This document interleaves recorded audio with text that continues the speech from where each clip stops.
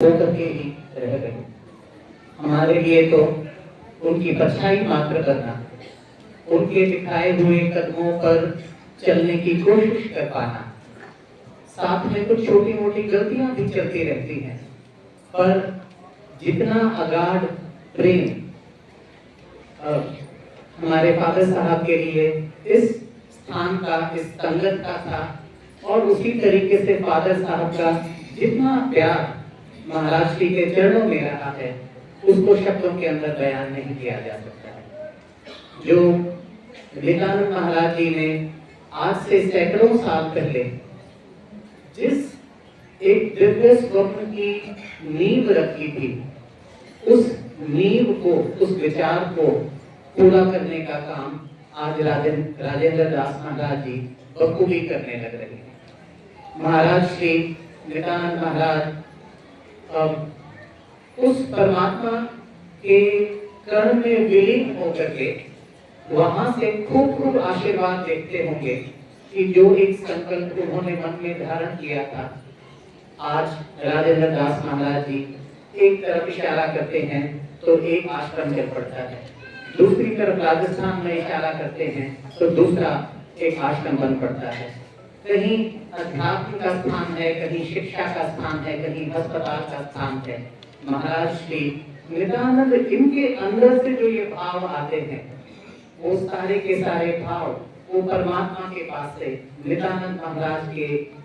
भावों को, विचारों को साकार करने के लिए राजेंद्र दास महाराज जी के शरीर का, इनकी कर्मठता का परमात्मा सहारा लेने लग रहा है, बल्कि इनको निर्देशित करने लग रहा है।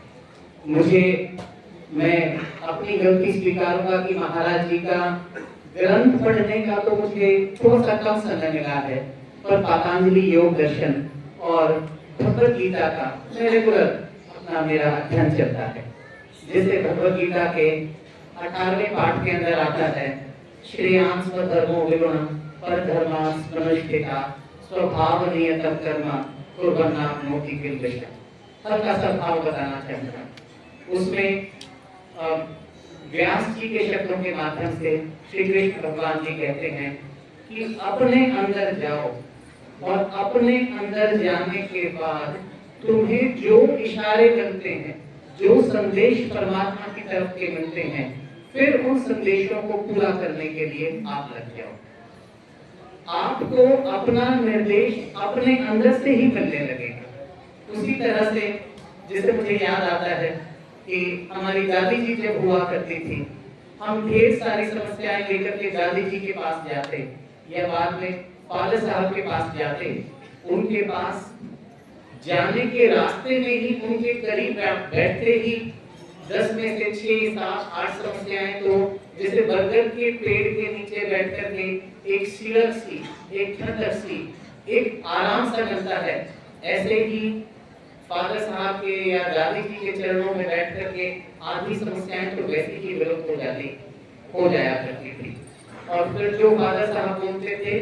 जैसे वो मन को पढ़ लेते हैं, हमारे बिना पूछे ही उन्हीं सवालों का जवाब स्वतः ही उनकी तरफ से आने लग जाता था, जो मन में कोई उत्कंठा बनी होती थी। ऐसा ही महाराज श्री का ये जटेला था। आप यहाँ पर आए, यहाँ बरगद के पेड़ के तरीके से नित्यानंद महाराज की एक अनुकंपा हमेशा बनी रहेगी। कई बार हम सोचते हैं कि महाराज श्री चले गए, महाराज श्री तो जा ही नहीं सकते,